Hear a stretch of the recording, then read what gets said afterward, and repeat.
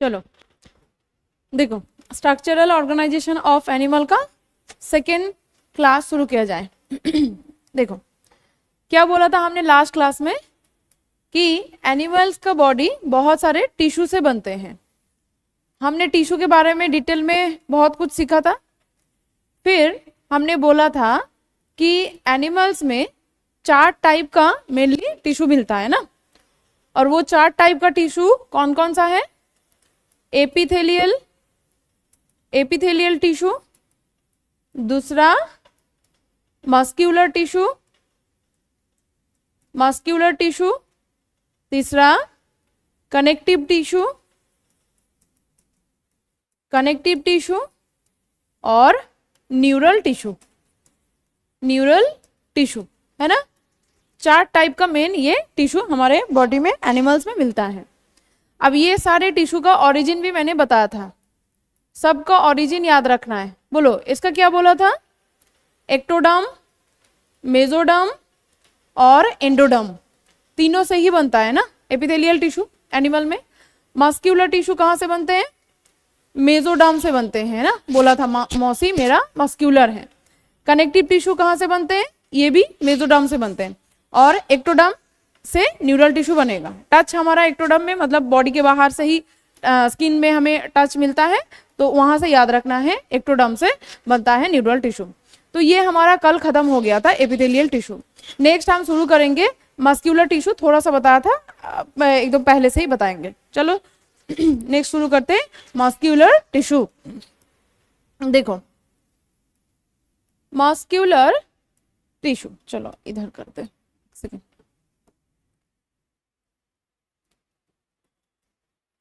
Muscular tissue, देखो याद रखना है मस्क्यूलर टिश्यू का ओरिजिन। पहला क्वेश्चन तो यहां से दे सकता है कि इसका ओरिजिन क्या है। याद रखेंगे mesoderm of germ layer. Animals में जो जर्म लेयर्स होते हैं तीनों लेयर का, मेनली अगर हम तीनों लेयर देखेंगे ट्रिप्लोब्लास्टिक ऑर्गेनिज्म के लिए, जहां बाहर से एक्टोडर्म, बीच से मेसोडर्म और अंदर से एंडोडर्म होते हैं, उसमें मेसोडर्म से मस्क्यूलर टिश्यू बनते हैं। याद रखना है मस्क्यूलर टिश्यू जो है वो होते हैं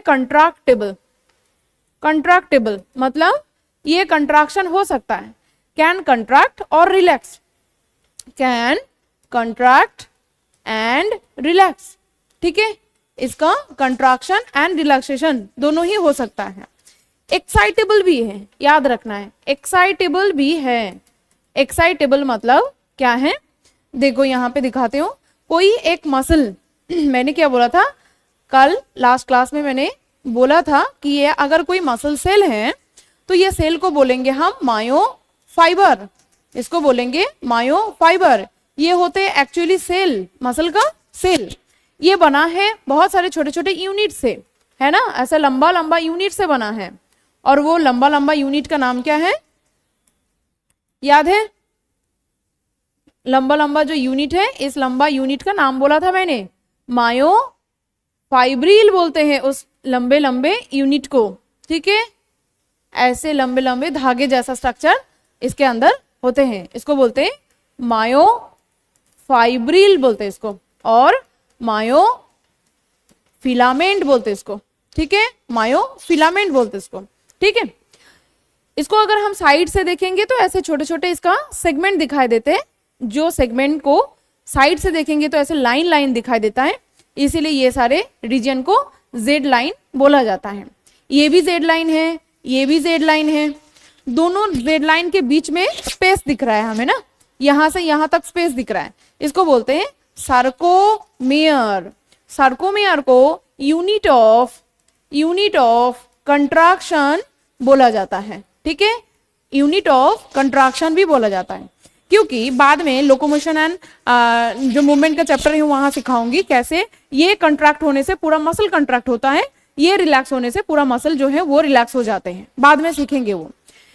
अगर ये कोई सेल है तो ऑब्वियसली इसके अंदर साइटोप्लाज्म प्रेजेंट है, ये जो है ये इसका साइटोप्लाज्मिक पार्ट है। तो इसका जो साइटोप्लाज्मिक पार्ट है, इस साइटोप्लाज्मिक पार्ट को क्या बोला जाता है? इसको बोला जाता है sarcoplasm, cytoplasm of muscle cell. ठीक है, सार्कोप्लाज्म बोला जाता है। This is the cytoplasm of muscle cell का साइटोप्लाज्म को सार्कोप्लाज्म बोला जाता है। और जो मेम्ब्रेन है इसका, ठीक है, मतलब एक मसल सेल का जो मेम्ब्रेन है उसको बोलेंगे हम लोग सार्कोलेमा, इसको बोलेंगे सार्कोलेमा, बिकॉज लेमा का मतलब ही होता है membrane. So sarcolemma is the plasma membrane of, बोल सकते हैं, एक मसल सेल, ये हम कह सकते हैं।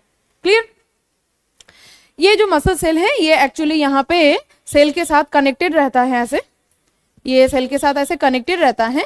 ये मायोफाइब्रिल्स जो है एक प्रोटीन से कनेक्टेड रहता है जिसको बोलते हैं डिस्ट्रोफिन प्रोटीन। ठीक है, यहाँ एक प्रोटीन से डिस्ट्रोफिन प्रोटीन बाद में सीखेंगे, बस याद रखना है थोड़ा सा, यहाँ पे प्रोटीन से ये कनेक्टेड रहता है। ठीक है, चलो अब देखो यहाँ पे मैंने जो एक्साइटेबल लिखा, कंट्रैक्टेबल क्यों लिखा ये समझ में आ गया, क्योंकि ये सार्कोमियर छोटा होने से पूरा मसल सेल छोटा हो जाते हैं, सार्कोमियर फिर रिलैक्स कंडीशन में आ जाने से पूरा मसल सेल जो है वो रिलैक्स हो जाते हैं।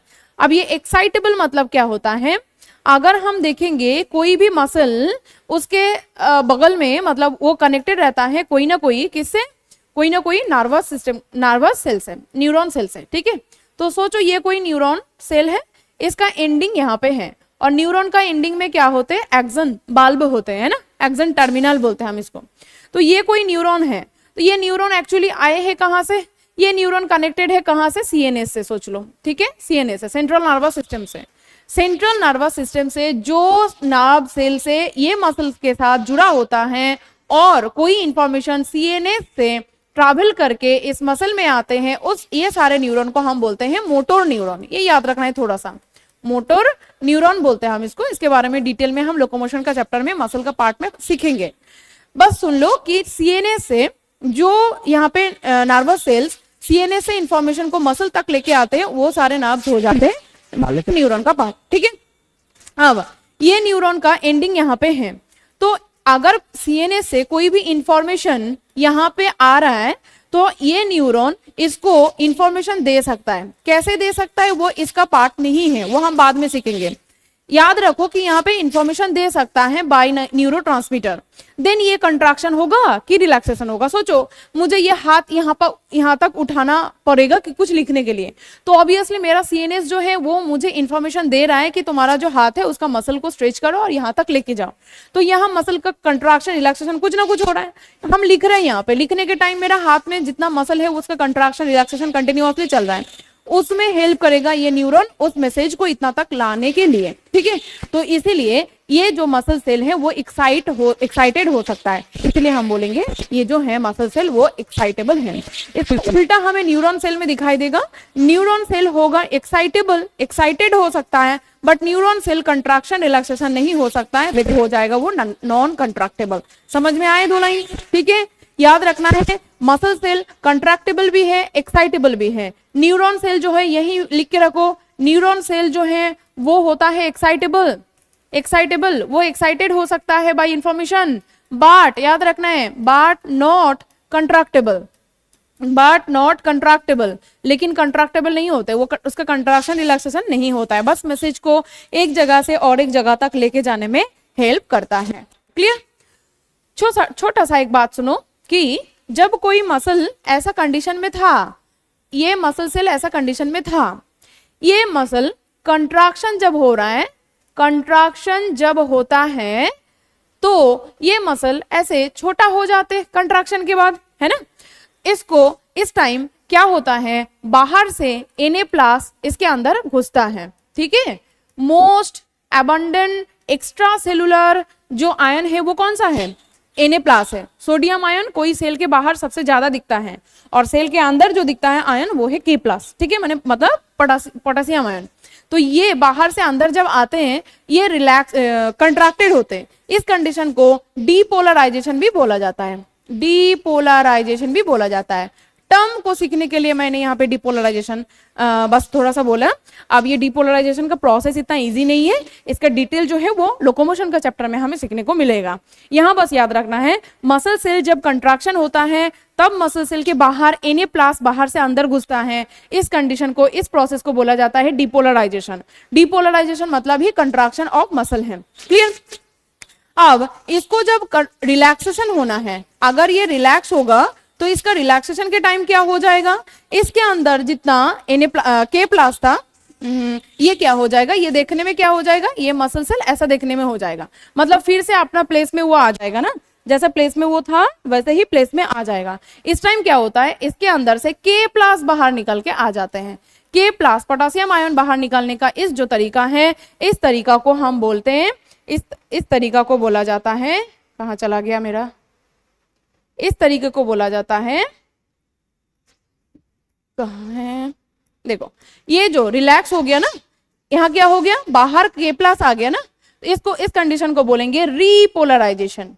रीपोलराइजेशन डिटेल में और भी बहुत सारे सीखने को मिलेगा। इस चैप्टर के लिए बस इतना ही काफी है कि कोई एक मसल कंट्रैक्शन होता है जिसको डिपोलराइजेशन बोला जाता है, कोई एक मसल रिलैक्स हो जाते हैं जिसको क्या बोला जाता है, रिपोलराइजेशन बोला जाता है। क्लियर? याद रखना, मोस्ट एबंडेंट सबसे ज्यादा एक्स्ट्रा सेलुलर जो आयन है that is Na+, okay, and most abundant intracellular ion जो है दैट इज K+। याद रखना है, इस टर्म को क्वेश्चन कभी कभी दे देते हैं, दूसरा चैप्टर के साथ भी ये रिलेटेड है। ठीक है? और कंट्रैक्शन हो जाना मतलब ये मसल क्या हो जाना, शॉर्टन हो जाना ना, छोटा हो जाना। और रिलैक्स हो जाना इसका मतलब क्या है, लेंथ इसका इंक्रीज हो जाना ना, ये थोड़ा सा इंक्रीज हो जाना, मतलब अपने प्लेस में वो फिर से वापस आ जाता है।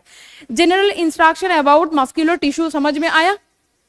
चलो नेक्स्ट पेज में चलते हैं हम टाइप्स ऑफ मसल सेल पढ़ने के लिए। ठीक है, चलो types of muscular tissue. Types of muscular tissue को हम 3 टाइप में डिवाइड कर सकते हैं। पहले चलो हम 2 टाइप में डिवाइड कर लेते हैं, कोई बात नहीं, लास्ट क्लास में जो बोला था एकदम बिल्कुल सही सेम है, घबराने की कोई जरूरत नहीं है। मस्कुलर टिश्यू को 2 टाइप में डिवाइड करेंगे, एक है वॉलेंटरी मसल, ओके, एक होता है वॉलेंटरी मसल और एक होता है इनवॉलेंटरी मसल। ठीक है, वॉलेंटरी मसल और इनवॉलेंटरी मसल। पहले इसका मतलब समझ लेते हैं। वॉलेंटरी मसल मतलब है we can contract and relax as we want। जब हम चाहेंगे तब भी हम इसको कंट्रैक्शन एंड रिलैक्सेशन कर पाएंगे। इनवॉलेंटरी मतलब we can not contract and relax as we want. जब हमारा इच्छा होगा उसके साथ साथ हम जो मसल को कंट्रैक्शन रिलैक्सेशन नहीं कर पाएंगे उसको बोलेंगे हम वॉलेंटरी मसल। समझ में आया? अब इस वॉलेंटरी मसल के अंदर एक ही टाइप का मसल है जिसको बोलते हैं स्केलेटल मसल। स्केलेटल मसल किसके साथ जुड़ा होता है? Connected with the skeletal bone. ये जुड़ा होता है connected with the skeletal bone. Skeletal bone के साथ ये जुड़ा होता है। इनवॉलेंटरी मसल क्या होता है? ये इनवॉलेंटरी मसल को हम 2 टाइप में डिवाइड कर सकते हैं, दोनों प्रकार का है ये। जैसे कि एक हो जाते हैं, चलो देखते हैं, इसमें एक हो जाते हैं स्मूथ मसल, और एक हो जाता है कार्डियक मसल, ठीक है। तो एक्चुअली क्या हो गया, मस्कुलर टिश्यू कितना टाइप का हो गया? देखो तीनों टाइप का हो गया ना। ये देखो स्केलेटल मसल हो गया, दूसरा हो गया स्मूथ मसल, तीसरा हो गया कार्डियक मसल। तो एक्चुअली टाइप्स ऑफ अगर मस्कुलर टिश्यू देखे तो 3 टाइप का है। 2 टाइप क्वेश्चन जैसा पूछेगा वैसा आंसर लिखना। अगर तुम्हें वॉलेंटरी इनवॉलेंटरी के बारे में पूछ रहा है तो 2 लिखना। अगर तुम्हें directly skeletal muscle, smooth muscle और कार्डियक मसल पूछा है तो 3 लिखना, जैसा क्वेश्चन में रहेगा। ओके, तो ये जो है ये connected with the skeletal bone, ठीक है। स्मूथ मसल कहाँ होगा, विथ, कहाँ ये जुड़ा होता है, विद द, किसके साथ, विजरल ऑर्गन के साथ, विजरल ऑर्गन के साथ। विजरल ऑर्गन मतलब बॉडी का इनर जो ऑर्गन्स होते हैं उसके साथ। पोजीशन अभी बताएंगे, चलो बता देते हैं।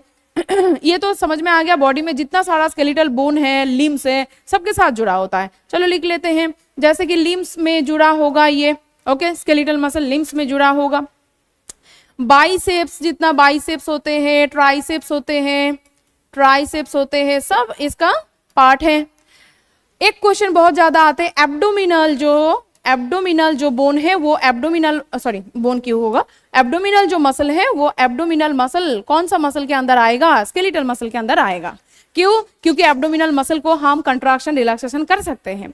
एब्डोमेन के पास जो मसल है वो हम देखो अंदर ले सकते हैं, बाहर ले सकते हैं, उसको मसाज कर सकते हैं ना, जैसे कि बहुत सारे क्या बोलते हैं योगा होते हैं ना, उसमें एब्डोमिनल मसल को मूवमेंट कर सकते हैं हम, तो ये हो जाएगा स्केलेटल मसल का पार्ट, ठीक है। स्मूथ मसल का जैसे कि स्टोमक का मसल, स्टोमक का मसल, स्टोमक के अंदर क्या मसल का कब रिलैक्सेशन होता है, कब कंट्रैक्शन होता है वो हमें नहीं पता।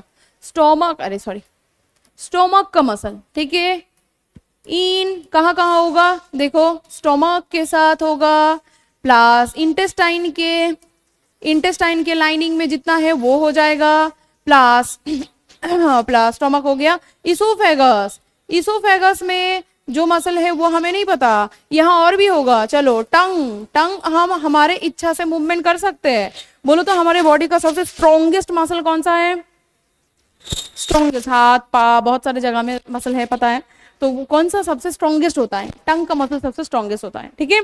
सबसे तेज देखो मूवमेंट कर सकता है, जब हम बात करते हैं कितना तेज इधर उधर मूव कर सकता है, तो ये स्ट्रॉन्गेस्ट होते हैं टंग। प्लस और एक है डायाफ्राम, डायाफ्राम कहाँ पे प्रेजेंट है, ये देखो अगर हम बॉडी को किसी का भी इंसान की बॉडी को दो पार्ट में डिवाइड करें तो हमें दिखाई देगा कि इनका बॉडी दो यहाँ पे एक बहुत स्ट्रॉन्ग मसल से यहाँ पे डिवाइडेड है। ये हो जाएगा थोरासिक रीजन और ये हो जाएगा एब्डोमिनल रीजन ना, ये कोई भी इंसान का एब्डोमिनल रीजन, तो कोई भी इंसान का इस थोरासिक रीजन और एब्डोमिनल रीजन में डिवाइड जिसने करके रखा है ये एक स्ट्रॉन्ग मसल है जिसका नाम है डायाफ्राम। और ये डायाफ्राम नीचे भी आ सकता है, ऊपर भी जा सकता है, मतलब ऊपर नहीं जाते, नीचे आने के बाद अपने प्लेस में फिर से वापस आ सकता है। कब, जब हम सांस लेते हैं छोड़ते हैं। जब हम ऐसे इंस्पिरेशन करेंगे, सांस लेंगे, उस टाइम क्या होगा, सांस लेने के टाइम ये डायाफ्राम नीचे की तरफ आते हैं थोड़ा सा। फिर जब हम एक्सपायर करेंगे, मतलब जब सांस छोड़ेंगे, उस टाइम क्या होगा, ये फिर से अपने प्लेस में आ सकता है। देखो तो ये अपनी इच्छा से होगा कि नहीं होगा, हम जब सांस लेंगे तभी तो ये क्या होगा, नीचे की तरफ आएगा। और जब नीचे की तरफ आते हैं उसको बोलते हैं कंट्रैक्शन, जब नीचे की तरफ आते हैं ना इसको बोलते हैं कंट्रैक्शन।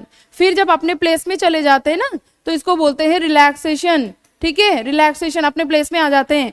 तो डायफ्राम का कंट्रैक्शन रिलैक्सेशन हमारे हाथ में है। So this is one type of skeletal muscle जो वॉलेंटरी मसल के अंदर आ जाते हैं। क्लियर, चलो विजरल ऑर्गन में और भी होगा, जैसे कि यूरिनरी ब्लैडर के पास जो मसल है वो हो जाएगा स्मूथ मसल के अंदर, ठीक है, स्मूथ मसल का एग्जांपल हो जाएगा। ओके चलो कार्डियक मसल कहाँ पे प्रेजेंट है, विथ हार्ट के साथ जुड़ा जितना भी मसल है दैट ऑल आर किसका पार्ट है, दिस आर किसका पार्ट है, किसका हिस्सा है, this is the part of heart. Okay चलो छोटा करते हैं थोड़ा सा इसको, इसका डायग्राम हम यहाँ पे बना सकते हैं।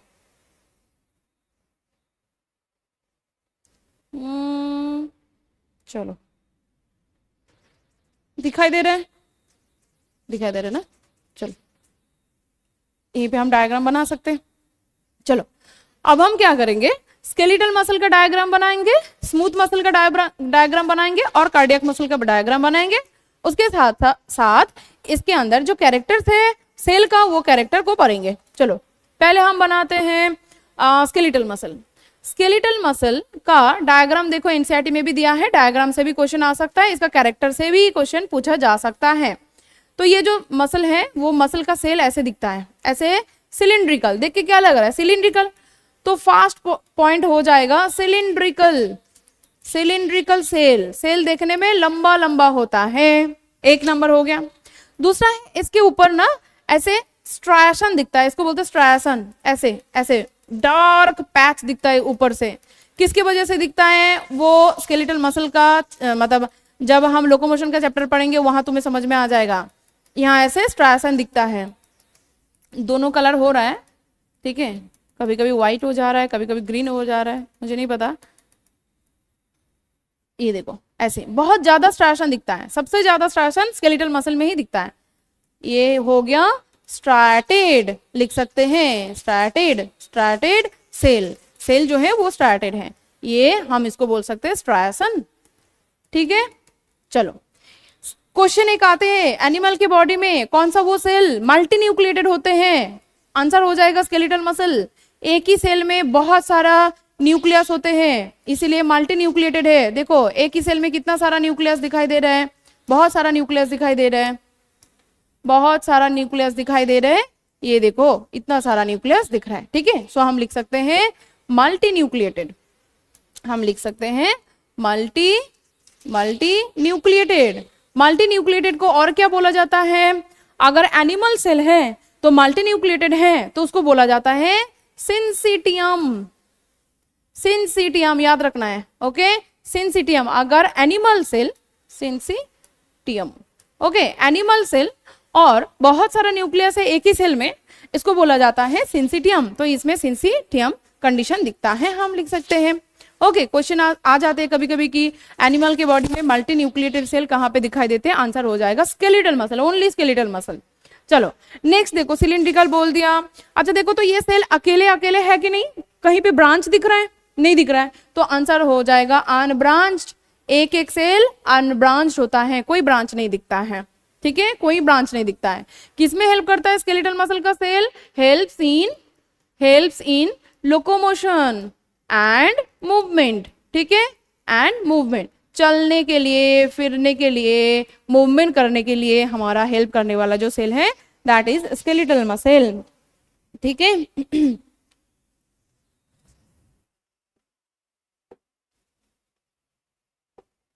Clear?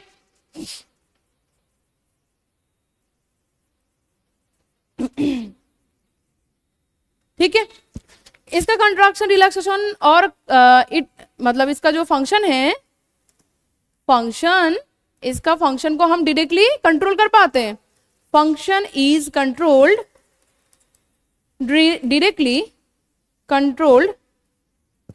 directly by us and go soon fatigue, जल्दी फैटिक भी हो सकता है। फैटिक मतलब क्या हो जाना?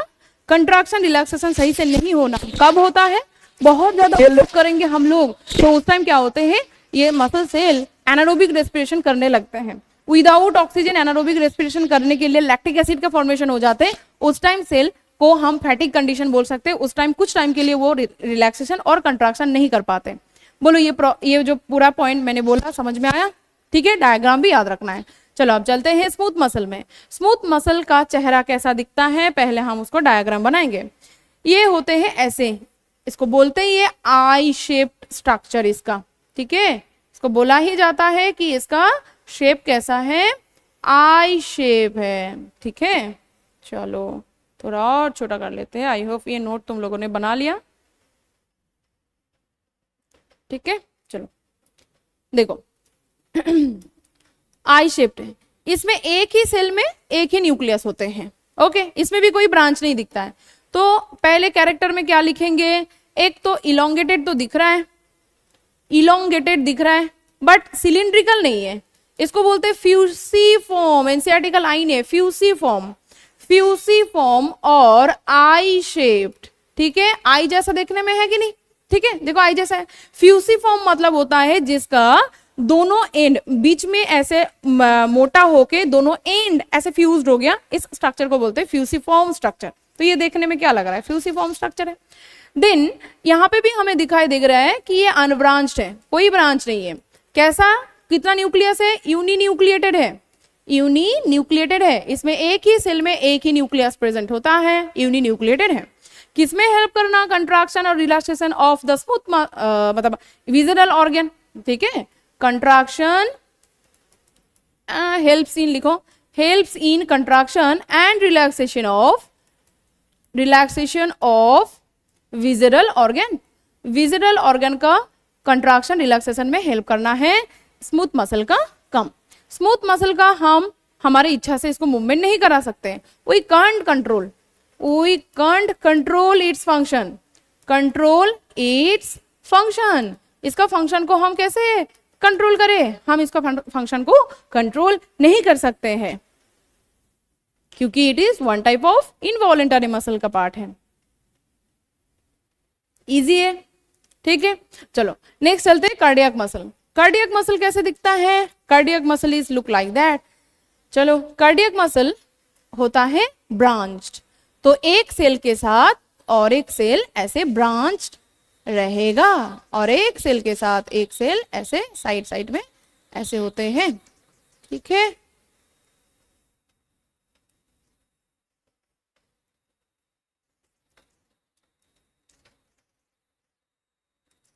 देखो ये सेल ऐसा दिखता है, तो बहुत सारा ब्रांच दिख रहा है, एक सेल में बहुत सारा ब्रांच दिख रहा है, लेकिन एक सेल एक ही न्यूक्लियस को कैरी करेगा, एक सेल में एक ही न्यूक्लियस रहेगा, यूनिन्यूक्लिएटेड होगा, ठीक है। ये सेल यूनिन्यूक्लिएटेड होगा। चलो कहाँ लिखो, कहाँ लिखा जाए, थोड़ा और छोटा करके यहाँ लिखा जाए कि नहीं, चलो देखो ये क्या हो जाएगा, यूनिन्यूक्लिएटेड। पहले देखो ये हमें अलग दिखा, ब्रांच्ड है सेल, है ना, प्लस यूनिन्यूक्लिएटेड, एक सेल में एक ही न्यूक्लियस दिखाई दे रहा है, प्लस इसमें सेल कैसा है, सिलिंड्रिकल एंड इलोंगेटेड, लंबा लंबा एंड सिलिंड्रिकल सेल है, ब्रांच्ड बोला। अब एक स्पेसिफिक कैरेक्टर इसमें आते हैं जिसमें से क्वेश्चन तुम्हें पूछा जा सकता है, जैसे कि इन दोनों के बीच में, ये देखो इन दोनों के बीच में दोनों सेल ऐसा ऊपर और नीचे ऐसे चिपक गया कि इन दोनों के बीच में एक डिस्क लाइक स्ट्रक्चर बन चुका है, ठीक है। इन दोनों के बीच में ये और ये दोनों ने डिस्क लाइक स्ट्रक्चर बना है, जो इन दोनों के बीच में कनेक्शन बनाने में हेल्प करता है। इसको बोलते हैं इंटरकैलेटेड डिस्क, ठीक है। इसके बीच में गैप जंक्शन का क्रिएट होता है, इनके बीच में, ये दोनों के बीच में, दो सेल के बीच में गैप जंक्शन क्रिएट होते हैं ऐसे, जिसको आयन चैनल भी बोलते हैं ऐसे, किस लिए, ताकि दोनों के बीच में कम्युनिकेशन रहे, जंक्शन बने, ठीक है। तो ये बनता है गैप जंक्शन, ठीक है। गैप जंक्शन बोलो या इंटरकैलेटेड मसल बोलो, इसका काम है टू कम्युनिकेट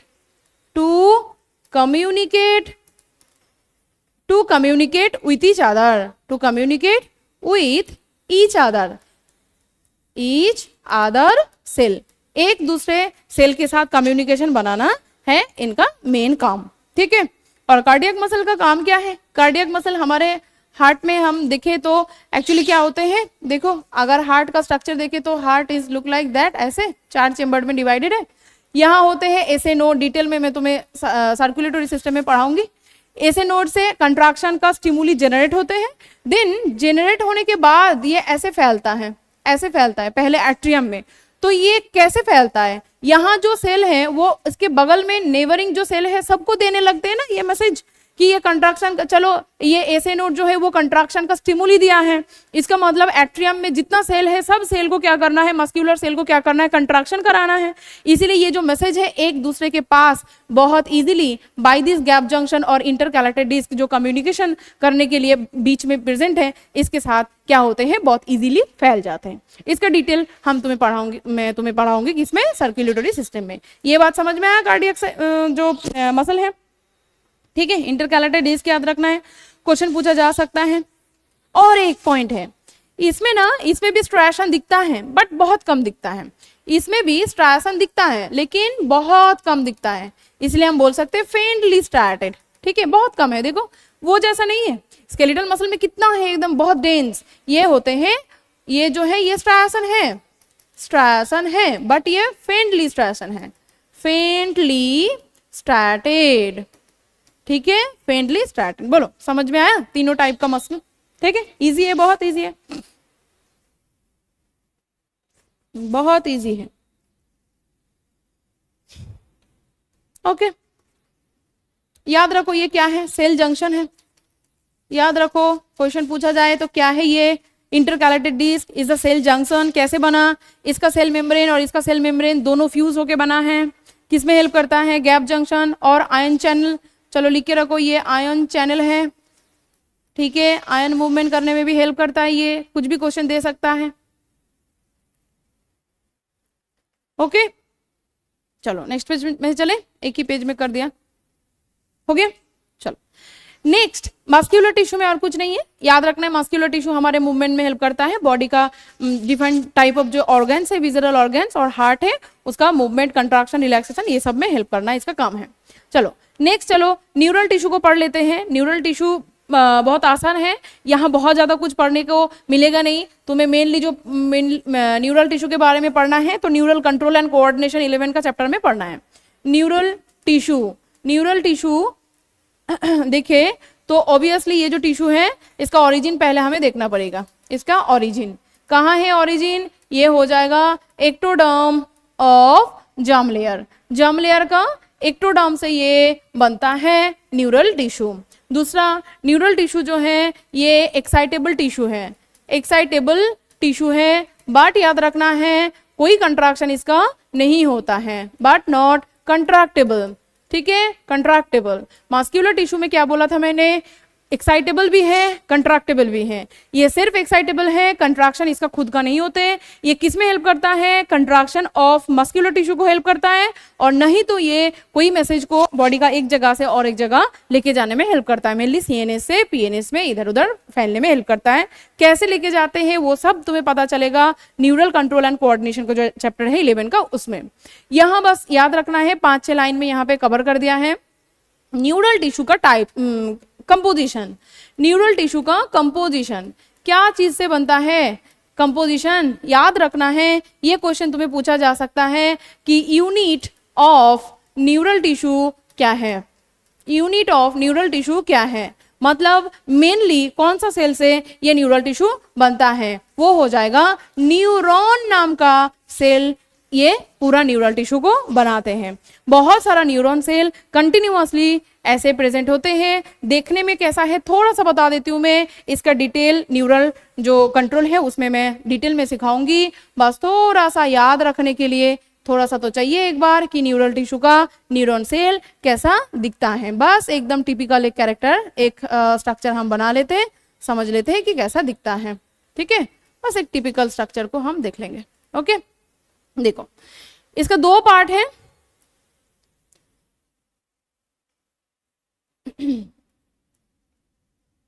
चलो थोड़ा सा इसका कैरेक्टर, एक न्यूरॉन सेल का कैरेक्टर थोड़ा सा हम कर लेते हैं। This is the nucleus, cytoplasm, बाकी का पार्ट्स इसमें है। चलो इस न्यूरॉन सेल को हम 2 पार्ट में डिवाइड कर सकते हैं। Okay, this is the cell part, इसको बोलते हैं cyton. Okay, this is the main cell part, cell मतलब जिसमें साइटोप्लाज्म होते हैं, जिसमें इसका बाकी का ऑर्गेनेली जो है वो ऑर्गेनेली प्रेजेंट होते हैं, और this region is called the इसका प्रोजेक्शन एक्सन पार्ट। साइटोन के साथ जो जुड़ा होता है this is the dendron, these are dendron. Okay, और जो छोटे छोटे ब्रांच डेंड्रॉन का है इसको बोलते हैं डेंड्राइट्स, ठीक है, इसको बोलते हैं डेंड्राइट्स। इसके अंदर सेल के साइटोप्लाज्म में न्यूक्लियस प्रेजेंट होते हैं, बाकी जो सेल ऑर्गेनेलीज है वो सब प्रेजेंट होते हैं। स्पेशल टाइप का एक ग्रैन्यूल प्रेजेंट होते हैं जिसको बोलते हैं निजल ग्रैन्यूल, ठीक है, जिसको बोलते हैं निजल्स ग्रैन्यूल्स, ये थोड़ा सा याद रखना है। निजल्स ग्रैन्यूल का काम है, निजल्स ग्रैन्यूल के पास एक्चुअली होते हैं rough endoplasmic reticulum plus ribosome, ये दोनों चीज से बना है, याद रखो थोड़ा सा। और जिसके पास राफ एंडोप्लाज्मिक रेटिक्यूलम है और राइबोसोम है, इसका काम ही होता है प्रोटीन बनाना, तो इसका मेन काम है प्रोड्यूस, क्या करना, प्रोड्यूस प्रोटीन, ये प्रोटीन बना सकता है। एक्चुअली ये प्रोटीन कौन सा है, हमने न्यूरोट्रांसमीटर नाम सुना है कभी, न्यूरोट्रांसमीटर बनाते हैं, ये बनाते हैं न्यूरोट्रांसमीटर, न्यूरोट्रांसमीटर बनाना इस नेजल ग्रैन्यूल का काम है। तो ये न्यूजल ग्रैन्यूल यहाँ पे बनाते हैं ये न्यूरोट्रांसमीटर, देन वो स्टोर करके रखते हैं यहाँ पे, यहाँ छोटे छोटे वेसिकल बनाते हैं जिसको एक्सन वेसिकल बोला जाता है। ठीक है, इस वेसिकल के अंदर ये न्यूरोट्रांसमीटर को पकड़ के रखते हैं जो स्टिमुली को एक न्यूरॉन से और एक न्यूरॉन तक भेजने में हेल्प करता है। क्लियर हुआ इतना? ठीक है, एक्सन का जो पार्ट है वो एक्सन के ऊपर ऐसे छोटे छोटे मायलिन सीध होते हैं, थोड़ा सा याद रखेंगे हम लोग। ठीक है, इसमें होते हैं मायलिन सीध। लेकिन याद रखो ऐसा नहीं है कि हर एक न्यूरॉन सेल में मायोलिन सीध जरूरी है।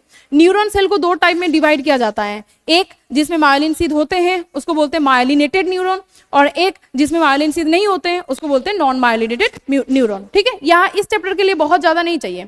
This is the node of दो मायोलिनेटेड सीध के बीच में जो खाली प्लेस होते हैं उसको बोलते हैं node of Ranvier. Node of Ranvier बोला जाता है इसको।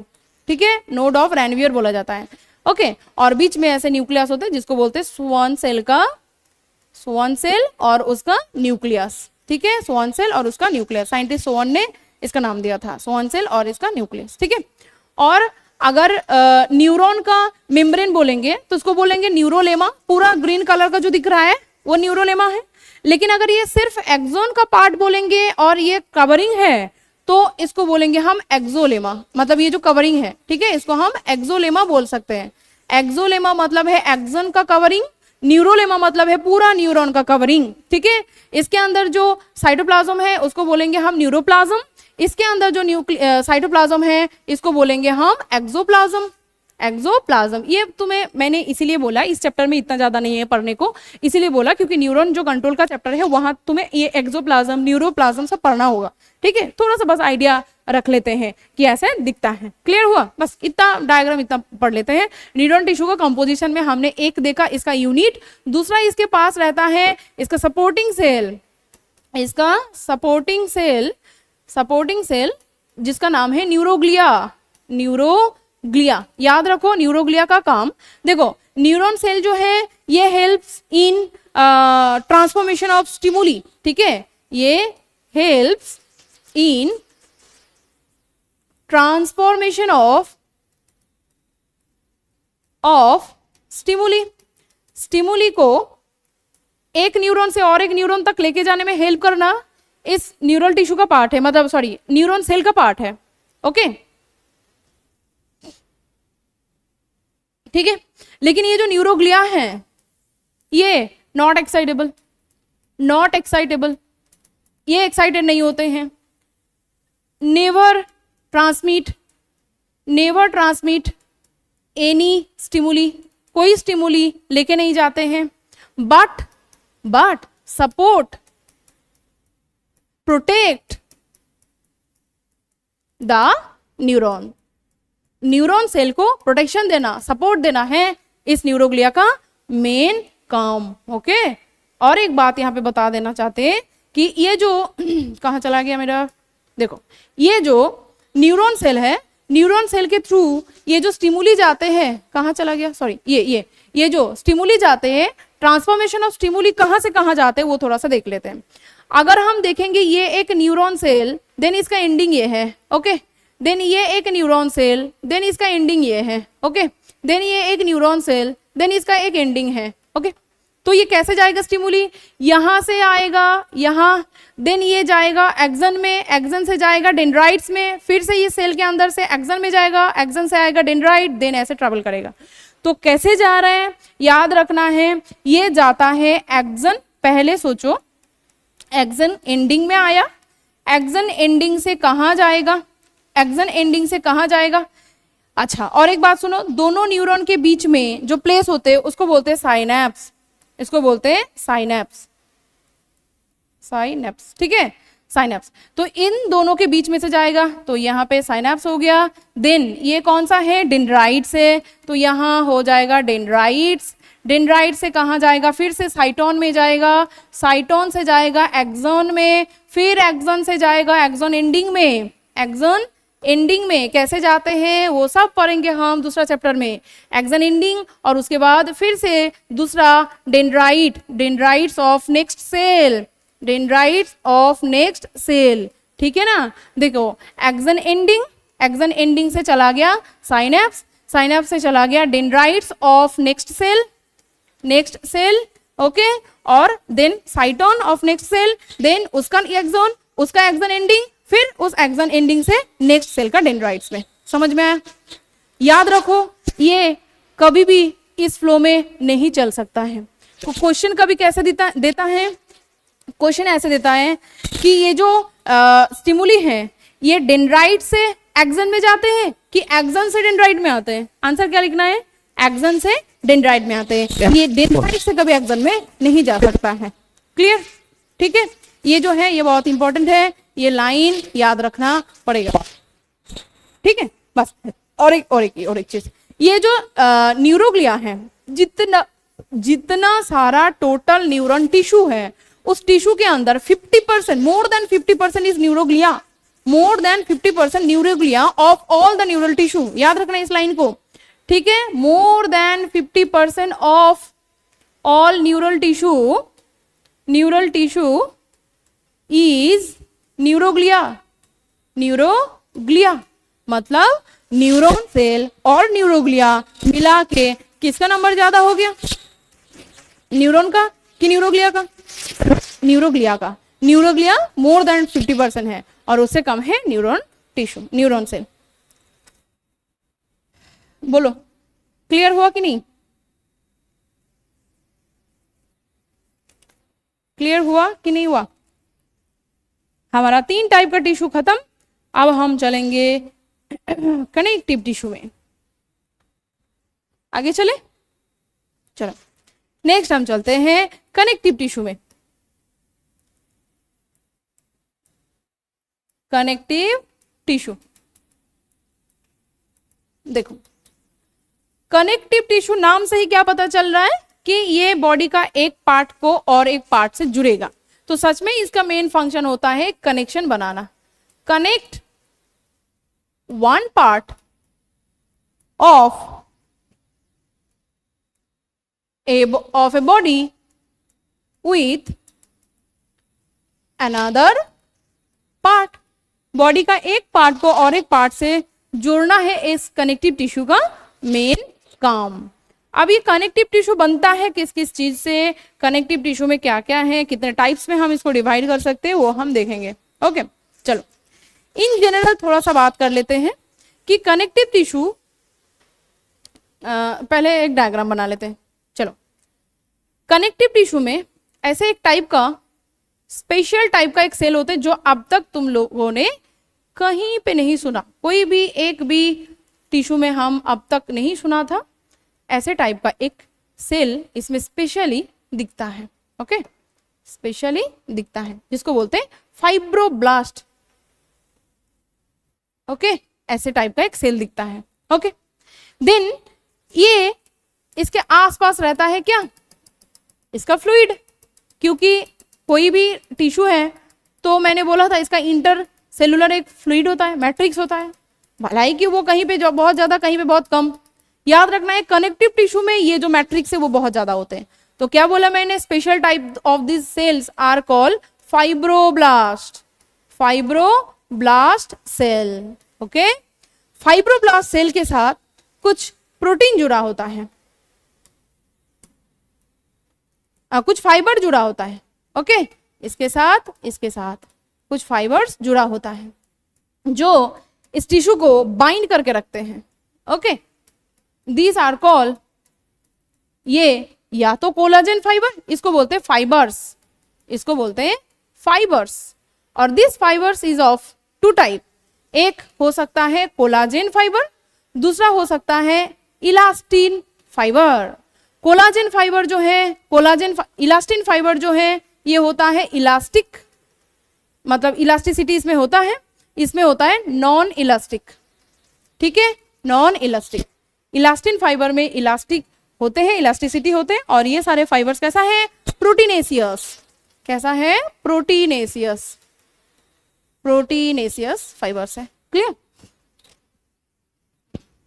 क्या क्या प्रोवाइड करते हैं फाइबर्स?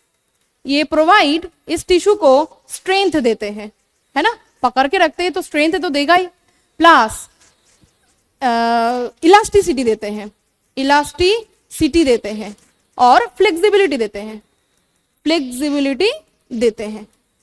ओके, फ्लेक्सिबिलिटी देते हैं। फाइबर्स का मेन काम है, दो टाइप का हो सकता है, कोलाजन नहीं तो इलास्टिन। क्लियर हुआ इतना? अब चलो, इसमें सिर्फ इतना ही सेल नहीं होते हैं, और भी बहुत सारे टाइप का सेल होते हैं, जैसे कि इसके साथ यहाँ ऐसे टाइप का सेल होता है, यहाँ और एक मैक्रोफाज टाइप का सेल होता है, मैक्रोफाज होता है।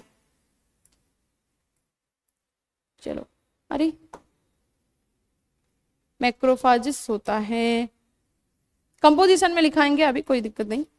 देखो, चलो सोचो, ये मास्ट से ये है mast cell, this is the macrophage, macrophage. Okay, और ये जो बीच में किया ये हो जाएगा मैट्रिक्स, मैट्रिक्स। देखो तो मैट्रिक्स बहुत ज्यादा लग रहा है कि नहीं? हमने एपिथेलियल टिश्यू देखा था, एपिथेलियल टिश्यू में देखा था दो सेल के बीच में बहुत कम है ना मैट्रिक्स, यहाँ देखो बहुत ज्यादा दिख रहा है। तो मैट्रिक्स यहाँ पे मोस्ट अबंडेंट है, मोस्ट अबंडेंट। अगर तुम्हें क्वेश्चन आए कौन सा टिश्यू में सबसे ज्यादा मैट्रिक्स दिखता है, आंख बंद करके आंसर करके आना है कनेक्टिव टिश्यू में, ठीक है? सबसे ज्यादा कहां से बना? ये secreted by the neighbouring by the cells itself. Okay, cells itself, इसका जो खुद का सेल्स है वही सेल ये सिक्रेशन को बनाया, देन इस मैट्रिक्स को बनाया है। ये जो मैट्रिक्स है वो मैट्रिक्स कहाँ से बना है? यही इसका खुद का जो सेल है उसी सेल से बना है। क्लियर हुआ इतना? ओके, अच्छा, और एक चीज, हाँ और एक चीज बहुत इंपॉर्टेंट है, सुनो। ये जो फाइब्रोब्लास्ट सेल बोला, कनेक्टिव टिश्यू में एक टिश्यू आएगा जो है blood, blood is one type of connective tissue. Okay, लेकिन ये जो फाइब्रोब्लास्ट सेल है ना, ये प्रेजेंट नहीं है किसमें? ब्लड में, ठीक है? नॉट इन, अच्छा यहां लिख के रखो, accept in blood, accept in blood, सिर्फ ब्लड में ये नहीं होता है फाइब्रोब्लास्ट सेल, बाकी सब टिश्यू में प्रेजेंट होते हैं, कनेक्टिव टिश्यू का बाकी पार्ट में प्रेजेंट होते हैं, एक्सेप्ट ब्लड, ब्लड में नहीं होते।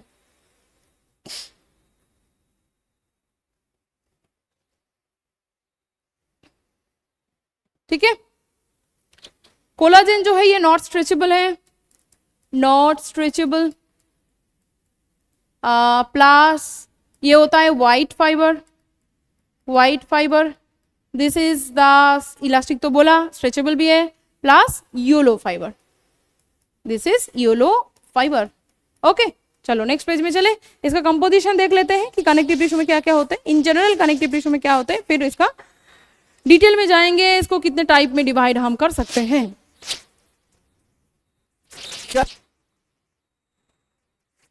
ठीक है, चलो नेक्स्ट पेज में करते हैं। देखो, कंपोजिशन ऑफ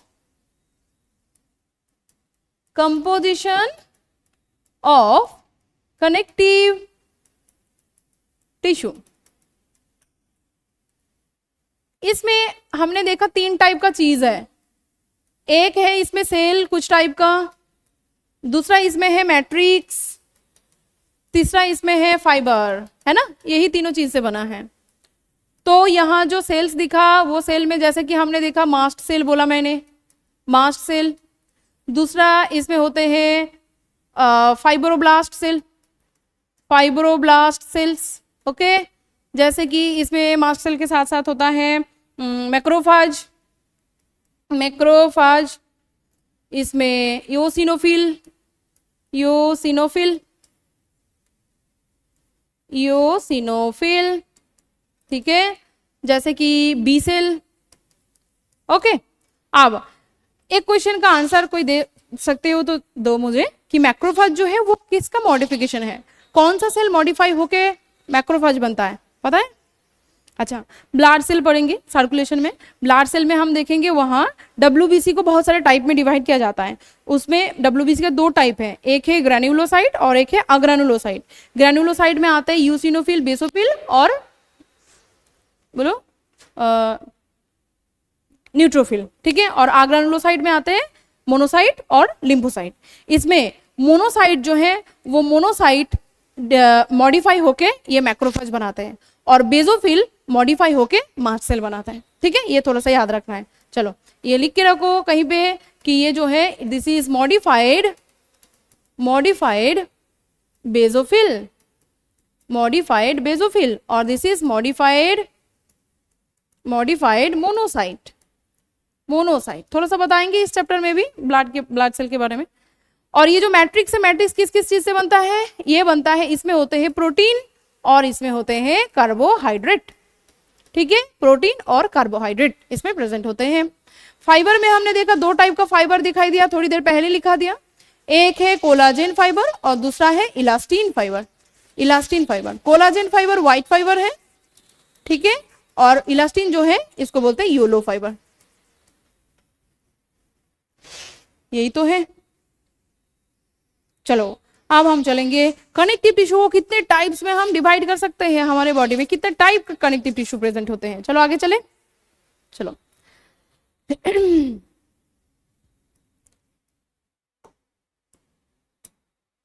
चलो टाइप्स ऑफ कनेक्टिव टिश्यू।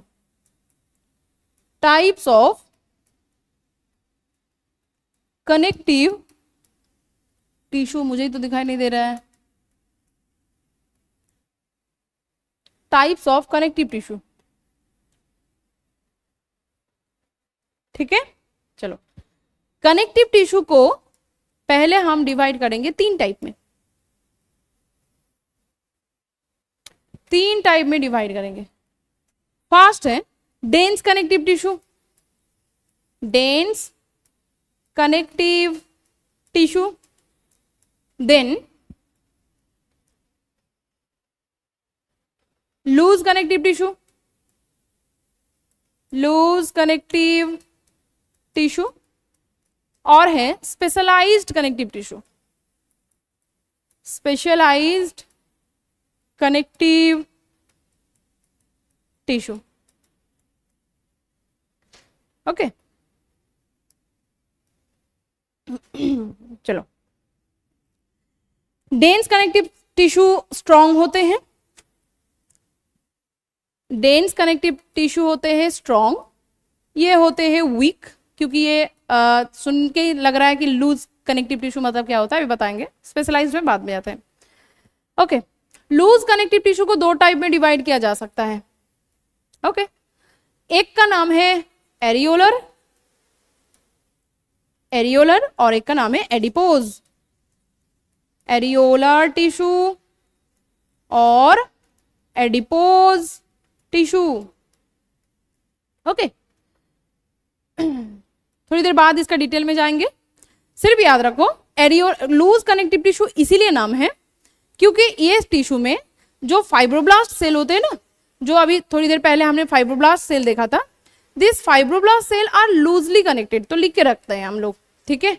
यहाँ क्या होते हैं लूज कनेक्टिव टिश्यू में fibroblast sales and fibers are loosely connected, ठीक है, loosely connected। जैसे कि एक टिपिकल कैरेक्टर स्ट्रक्चर देखो, ये देखो, सोचो ये फाइबर्स और फाइब्रोब्लास्ट सेल का कॉम्बिनेशन है, देखो तो बहुत लूजली अटैच ना, इधर उधर फैला हुआ है, तो ये हो जाता है लूज कनेक्टिव टिश्यू में। डेंस कनेक्टिव टिश्यू इसका उल्टा होते हैं। Dense connective tissue fibroblast sales and fibers connected densely, ठीक है। मतलब यहां देखेंगे तो दिखाई देगा कि ये जो फाइबर्स हो, तो ये सब फाइबर्स है। ओके तो ये फाइबर्स देखो कैसा ऐसे कनेक्टेड है, एक दूसरे के साथ एकदम कंपैक्टली कनेक्टेड है, देखो इसको तोड़ना बहुत मुश्किल है ना। तो ये dense connective tissue. Dense connective tissue को 2 टाइप में डिवाइड किया जा सकता है। एक का नाम है डेंस रेगुलर और एक का नाम है dense irregular. Okay dense regular और dense irregular. Okay regular irregular क्यों नाम है, चलो बता देते हैं। रेगुलर इरेगुलर इसीलिए नाम है क्योंकि रेगुलर में ये जो फाइबर्स है ना, ये फाइबर्स ऐसे रेगुलरली अटैच्ड है, डेंसली तो है ही बट ऐसे रेगुलरली अटैच्ड है, इसीलिए रेगुलर में आते हैं। डेंस इरेगुलर में ये इरेगुलरली अटैच्ड है, ऐसे देखो, ऐसे इरेगुलरली अटैच्ड है, किसी का माउथ इधर तो किसी का उधर, ठीक है। तो ये डेंस रेगुलर और डेंस इरेगुलर। डेंस रेगुलर में भी दो टाइप का आते हैं, एक दो, एक को बोलते हैं हम टेंडन और एक को बोलते हैं लिगामेंट। ओके, लिगामेंट, लिगामेंट, चलो लिगामेंट, ठीक है। क्या है बाद में बताते हैं, डिटेल में थोड़ा सा बाद में जाते हैं, अभी क्लासिफिकेशन को कर लेते हैं पहले।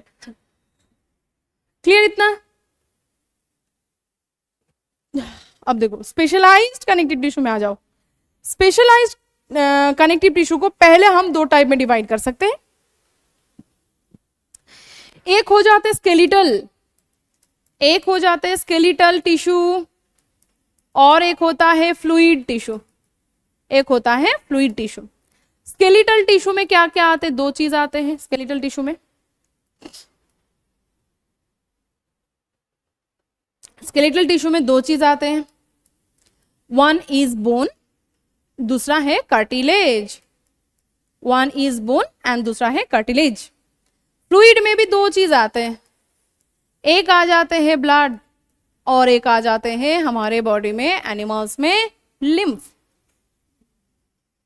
ठीक है।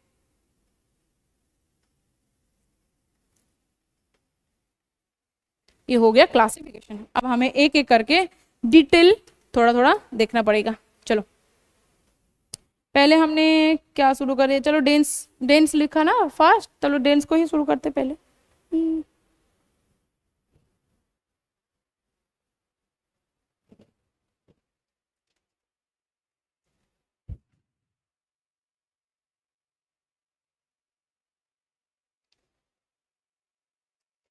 चलो पहले शुरू करते हैं हम डेंस कनेक्टिव टिश्यू को। चलो आगे।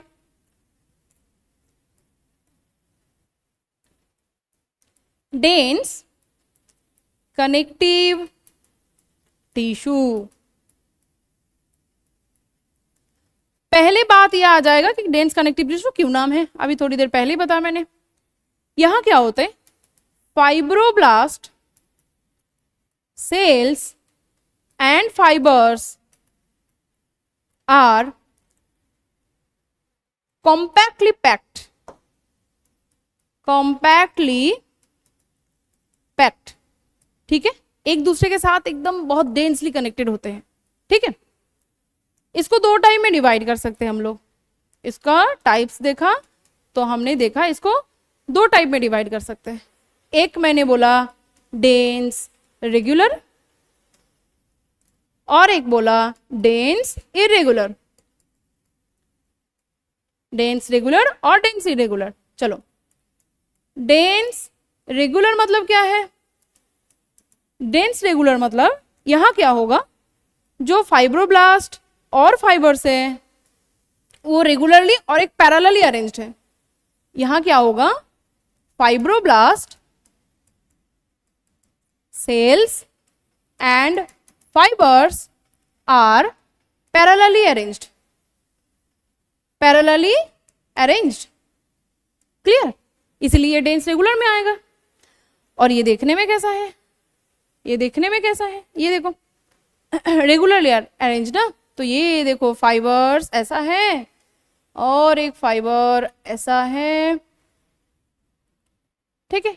ये देखो, अरे सॉरी, ये देखो, देखो कैसा है, रेगुलरली है और पैरेलली अरेंज्ड है ना, पैरेलली अरेंज्ड है। ये देखो, ये इसका फाइबर्स है, कोलाजेन नहीं तो ये देखो, यहाँ क्या होगा, ऐसे बीच में से अगर ऐसे देखें तो ये जो है फाइबर्स ऐसे, ओके ऐसे। डेंस रेगुलर को दो टाइप में डिवाइड करेंगे, इसका भी दो टाइप्स है, टाइप्स ऑफ डेंस रेगुलर। एक मैंने बोला टेंडन और एक मैंने बोला लिगामेंट। चलो इसका कुछ पॉइंट हमें याद रखना है, ठीक है, कुछ पॉइंट हमें याद रखना है। चलो जैसे कि फर्स्ट क्वेश्चन ये पूछेगा तुम्हें, डेंस जो रेगुलर में आते हैं लिगामेंट, दिस लिगामेंट किसमें दिस लिगामेंट जो है ये सॉरी टेंडन, टेंडन जो है ये टेंडन किससे बना है, याद रखना है, टेंडन बना है कोलाजन फाइबर से, made up of collagen fibre, collagen fibre मतलब व्हाइट फाइबर। दूसरा किसको कनेक्ट करते हैं टेंडन, टेंडन कनेक्ट करते हैं, कैसे याद रखना है, बोलो, मसल टू बोन, मसल और बोन को कनेक्ट करते हैं, मसल टेंडन बोन, एमटीबी से याद रखना है, एमटीबी, टेंडन करते हैं connect the muscle with bone, muscle के साथ बोन को कनेक्ट करने के लिए टेंडन प्रेजेंट होते हैं बॉडी में, याद रहेगा। लिगामेंट जो है ये लिगामेंट किससे बना है, ये mainly made up of elastin but with इसमें रहता है कोलाजन भी, ओके।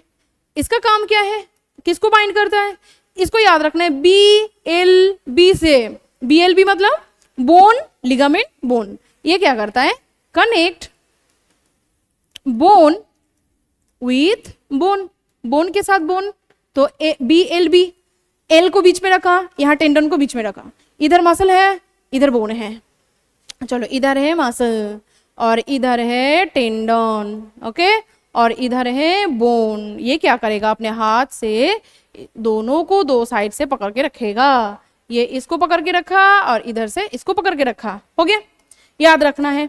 प्लस ये लिगामेंट जो है याद रखना है, ये हो गया बोन, चलो ये हो गया इधर भी बोन इधर भी बोन, बीच में कौन है, लिगामेंट है, बीच में है लिगामेंट, चलो ये हो गया लिगामेंट, और ये लिगामेंट क्या करेगा, दो साइड से दोनों को पकड़ के रखेगा, ये हाथ से इसको पकड़ के रखा, ये हाथ से इसको पकड़ के रखा, क्लियर।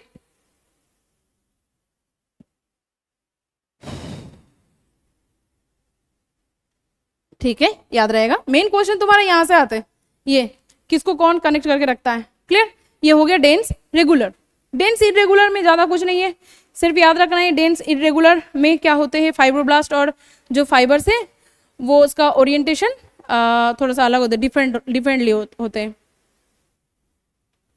चलो यहीं पे लिख लेते हैं हम लोग डेंस इरेगुलर में, ओके, यहीं पे हो जाएगा।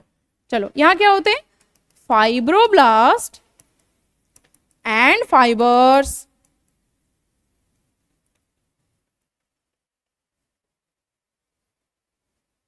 ओरिएंटेड डिफरेंटली,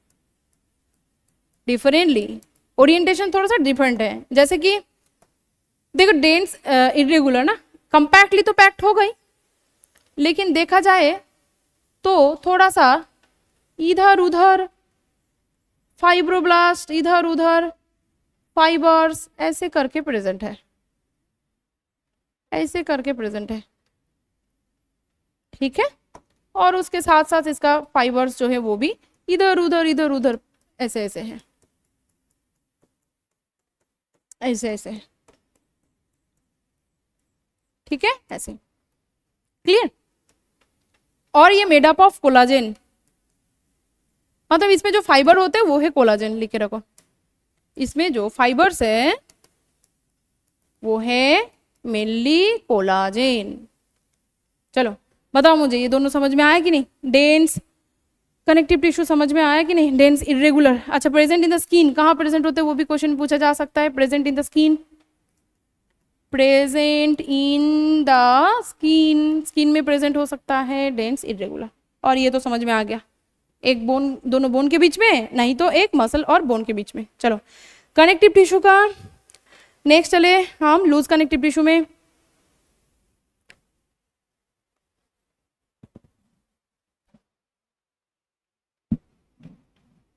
हो गया, चलो नेक्स्ट पेज पे चले नेक्स्ट हम चले लूज कनेक्टिव टिश्यू में, लूज कनेक्टिव टिश्यू, देखो लूज कनेक्टिव टिश्यू का एक डायग्राम दिया है। अच्छा लूज कनेक्टिव टिश्यू क्यों है, पहला बात यहां पे फाइब्रोब्लास्ट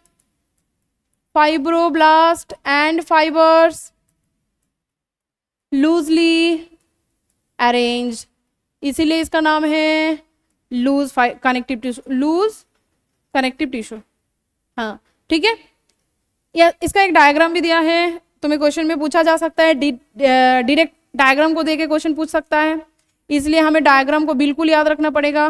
कौन सा क्या है वहां से क्वेश्चन पूछा जा सकता है, डायग्राम को उठा के कभी कभी दे देते हैं, ठीक है, इसीलिए हमें याद रखना है। डायग्राम जैसा एनसीईआरटी में दिया है वैसे ही, ओके। चलो देखो, इसके साथ है ये फाइबर्स,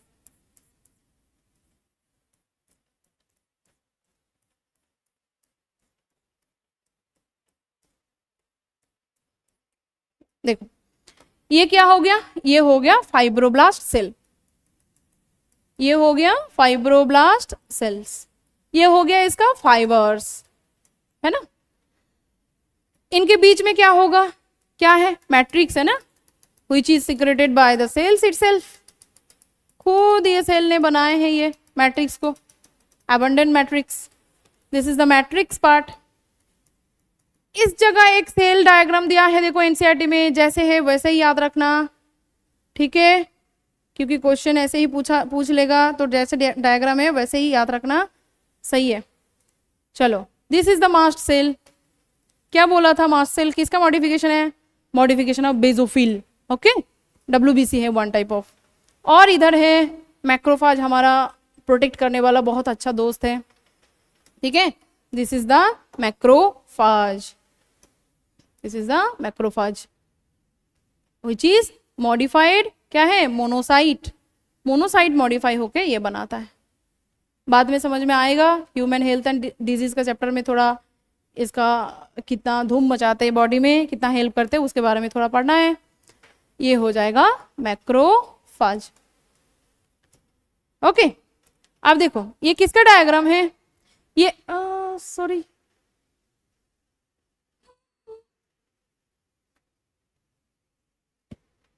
चलो देखो, ये जो लूज कनेक्टिव टिश्यू है, लूज कनेक्टिव टिश्यू, इसको दो टाइप में डिवाइड किया जा सकता है, one is areolar, okay, areolar tissue, second is adipose, ठीक है।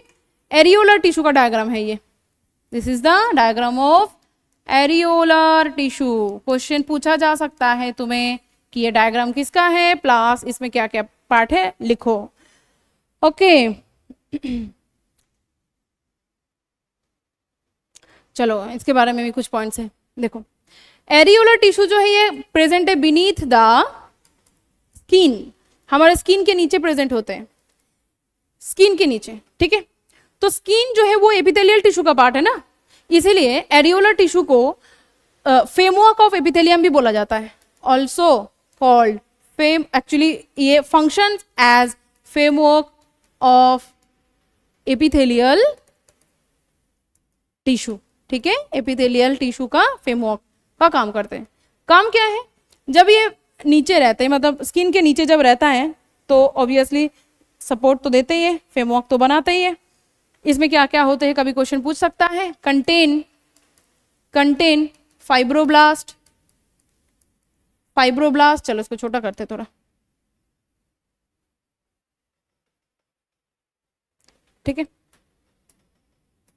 देखो फाइब्रोब्लास्ट, इसमें मास्ट सेल दिखाई दे रहा है, इसमें मैट्रिक्स है, इसमें फाइब्रोब्लास्ट तो लिखा, मैक्रोफाज है, मैक्रोफाज है, इसमें फाइबर्स प्रेजेंट है, ठीक है।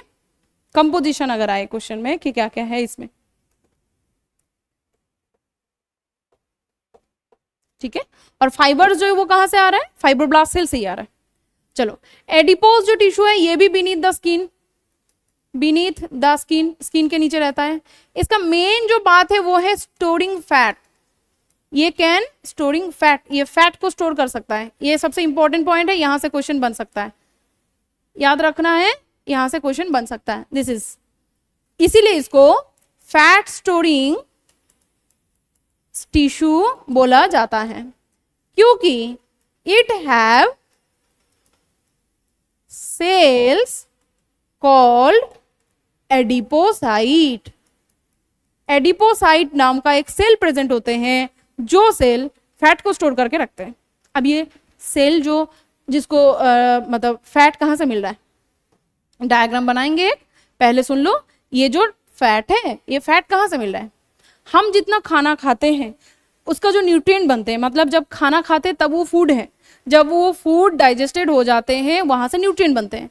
जैसे अगर हम खाएंगे कार्बोहाइड्रेट तो वहां से बनेगा मोनोसैकेराइड, ग्लूकोज बनेगा। अगर हम खाएंगे कोई फैट, कोई बादाम खाएंगे तो वहां से अल्टीमेटली निकाल के आएगा fatty acid and glycerol. Plus अगर हम कोई प्रोटीनेसियस फूड खाएंगे तो प्रोटीन है मोनोपॉलीमर, देन उसको डाइजेस्ट करके वहां से एक्चुअली वो न्यूट्रिएंट में बदल जाएगा, वो है एमिनो एसिड। तो ये amino acid, glucose, fatty acid और ग्लिसरॉल, ये सब चीज एक्चुअली जितना हमारे टिश्यू में जरूरत है वो टिश्यू यूज कर लेते हैं, लेकिन जितना एक्स्ट्रा न्यूट्रिएंट रह जाते हैं जिसको टिश्यू नहीं लेते, उसको जरूरत नहीं है, तो वो कन्वर्ट हो जाता है फैट में, देन वो फैट स्टोर हो जाता है स्किन के नीचे। इसीलिए हम एक्स्ट्रा न्यूट्रिएंट खाने के बाद ये जो मोटा हो जाते हैं हम लोग थोड़ा सा, तो वो किस लिए होते हैं, एक्स्ट्रा फूड जो है वो तो बदल रहा है किसमें, फैट में, और वो स्किन के नीचे बॉडी के कहीं कहीं पे एब्डोमिनल रीजन में वो स्टोर हो जाते हैं। इसीलिए बॉडी ज़्यादा हेल्दी नहीं बोलना है, बॉडी थोड़ा सा मोटा हो जाता है। तो ये जो एक्स्ट्रा फूड है, extra nutrient which is not used by tissue converted into fat and stored in adipocyte cell। Okay, इसका डायग्राम देखे तो छोटा सा एक डायग्राम देखो, एनसीईआरटी में भी दिया है, तो उसका डायग्राम भी देख सकते हो। देखो ये जो सेल है वो देखने में थोड़ा सा ऐसा, लेकिन इसने साइटोप्लाज्म को पूरा साइड में कर दिया, न्यूक्लियस को पूरा साइड में कर दिया, देन पूरा जगह ले लिया स्टोर करने के लिए। ये देखो ऐसे, ये न्यूक्लियस जो है ये यहाँ साइड में चला गया, साइटोप्लाज्म भी साइड में चला गया। This region is the fat storing region, this cell का फैट स्टोरिंग रीजन है, this region is the fat storing. सोचो ये फैट है, ठीक है, this is the fat storing region, fat storing region, body का एक्स्ट्रा फैट को ये स्टोर करके रखते हैं, that is the adipocyte cell. बोलो बोलो, क्लियर हो? ये हो गया हमारा लूज कनेक्टिव टिश्यू। तो हमारा बाकी रहेगा सिर्फ एक, वो है स्पेशलाइज्ड कनेक्टिव टिश्यू, वो हम नेक्स्ट क्लास में करेंगे। और उसके साथ साथ हमारा बाकी है फ्रॉग, वो फ्रॉग भी करेंगे, ठीक है, इस चैप्टर के लिए। चलो आज इतना ही रखते हैं, थैंक यू।